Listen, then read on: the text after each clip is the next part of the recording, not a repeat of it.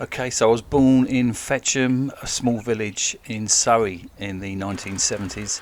As a kid, I loved comics, films, books, music. My weekends were fun. I remember spending time in second-hand record stores, playing music, talking about music. The 70s I remember was the music of Donna Summer, the Bee Gees, and early punk. But it was really in 1981 a new sound emerged, which was Malcolm McLaren's Duck Rock album, which had the number one hit single Buffalo Gals, which rocked the airwaves. This new sound amazed me. I didn't know how it was made. I realised scratching was possible, and I used a card as a slip mat on my little turntable to try and emulate these sounds with my collection of 7-inch vinyls. One of my first 7 inches was by Sparks, which was amazing, but the music I was playing with, I wasn't creating the same sounds. It just wasn't the same. But in 1983 I saw Herbie Hancock's Rocket and Grand Mixer DST scratching, and the light bulb moment was that by using a fader you could make cuts and rhythms to these scratching sounds. So what I did was I started using my home stereo, and it became my performance piece, and I was twisting the volume knob and recreating these sounds that had come from the US streets into sleepy suburban Surrey. I used to listen to Capital Radio, Mike Allen. I was introduced to street sounds and electro, and at this time I started making cassette mixes. My name there was DJ Boss, and I used to make sort of montage sound collages. I would use the Human League's Being Boiled, BBC Sound Effects records, disco songs, orchestral records, anything. I'd put them all together and create these mash-up effects using 2 tapes and my turntables. As the 1980s progressed, synth pop came and it gave way to house music, and I saved my first few months of wages, and once I had enough money I bought 2 Technic 1210 turntables. I practiced day and night, scratching and perfecting and really enjoying the whole beauty of creating these bedroom mixes. My musical taste had grown. One of my friends lent me an album called Yellow 1980 to 85, and I discovered Kraftwerk and Yellow Magic Orchestra. I started playing at various nights. I even appeared as a scratch DJ on Radio London, and music and sound engulfed my life. The euphoria of music and partying was everything to me, and by the mid-90s I was living the best life. Music, parties, fun, drinking. I was never giving up this lifestyle. But there was a problem. I'd been feeling something wasn't quite right. I'd had headaches and I'd felt odd for quite a while. I ignored the symptoms. My doctor told me it was psychosomatic. At the time I worked for a health insurance company, and on a training day I felt really ill and I collapsed. I was sent off to hospital and I had an MRI scan. I was told, do not worry. A couple of days later I went to see a consultant with my scans in a large brown envelope. As I sat in his waiting room, I was dreading what he was going to say. As I entered his room, he took the scans from me and put them on a large screen behind him. He turned to me. Has anyone spoken to you? He said. I shook my head. He opened his drawer, and I remember this as if it was yesterday, and he put a box of tissues on the table in front of me. I'm sorry, he said. You have a brain tumour. This was the day that music stopped for me.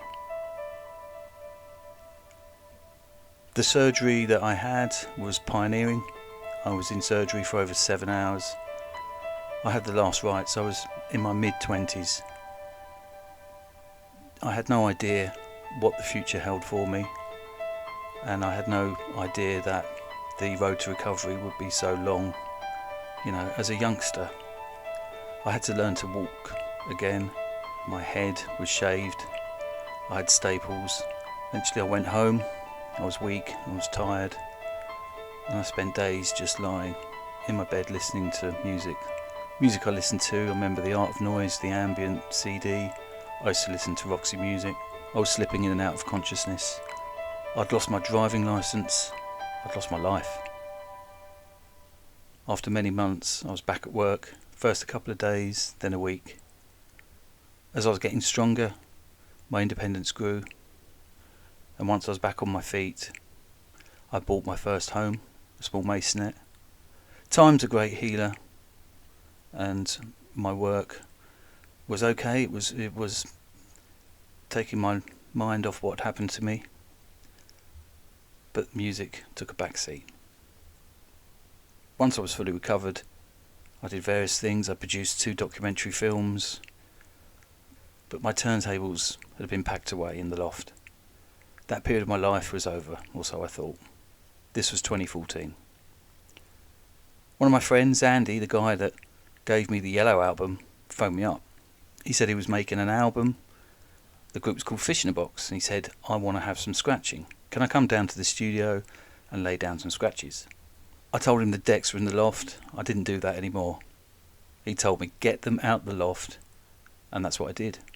I went down the studio and I laid down some tracks for him. He used them. In fact, he used that session on many tracks. He sent me a CD and I liked it. The process of creating something made me feel alive once again. A local hip-hop DJ called Jazz T and me became friends. He was running the Dance 2 record shop. He said I should get out there. There was a local radio station called Kane FM. They'd probably be interested in me playing. But there has to be a reason. I sat down and I wrote down a list of all the artists that had inspired me. Man Parrish, Yellow, Jean-Michel Jarre, Vince Clarke, Egyptian Lover, Melly Mel. If I could meet any of these artists, then it would be a great reason to do the show. And that was it. I started the late night Skyaaz radio show. In 2 years I'd met everyone that I wanted to meet. This is Captain Rock, and you're listening to Skyaaz. Yo, this is the Egyptian Lover. You're listening to Skyaaz. Hi, this is Jean-Michel Jarre, and you are listening to Skyaaz. Hello, this is Mr. Vincent Clarke from the pop group Erasure. You're listening to Skyaaz. It's the Grandmaster Melly Mel. You're listening to 103.7 Skyaaz on Kane FM, baby. Skyaaz Kane FM 103.7.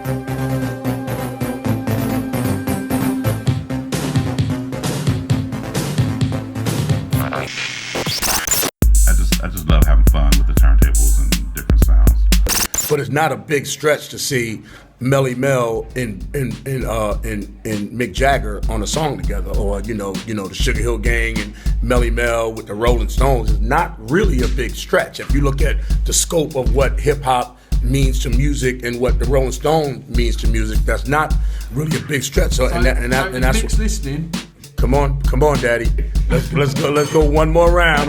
Let's go one more round. We got it in us, baby. Let's do it. We gotta show the world what real music is. Any final messages for your fans in the UK?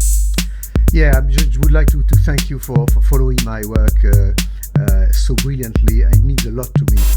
Last week finished making a new record. Okay. I just got back from, we were mixing it in LA, or I was mixing it in LA, and I think it's going to come out in May, but it's very, I'd like to say it's very different from anything else that we've done thus far. It's all slow songs. Oh, is it? Yeah. Balladies, yes. I often tell people I try to do listenable dance music instead of just a 128 bar sample loop going over and over again with somebody just going, oh yeah. I come from an era where you put a needle down the record, you listen to the whole record, you turn it over and you listen to the rest of the record, and that took you on a trip.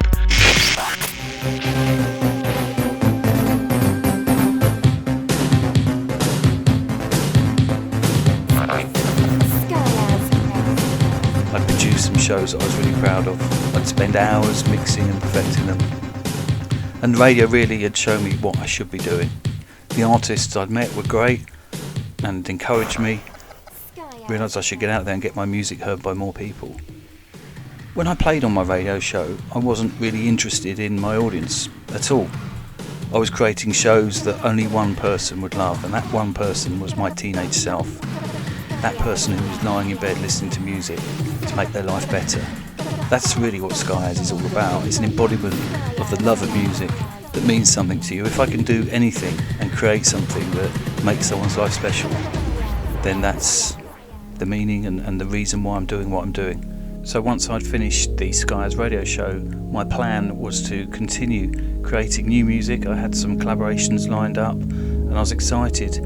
However, as we know, beginning of 2020, that wasn't going to happen. From this evening, I must give the British people a very simple instruction. I urge you, at this moment of national emergency, to stay at home, protect our NHS, and save lives. That seemed like such a long time ago. So I've had time to think about what I want to do, and I've decided I'm going to start by getting a YouTube channel live, and that's what you're watching now, obviously. And I'm excited for the future. I'm going to be doing interviews like I did on my radio show. I'm going to be promoting my music.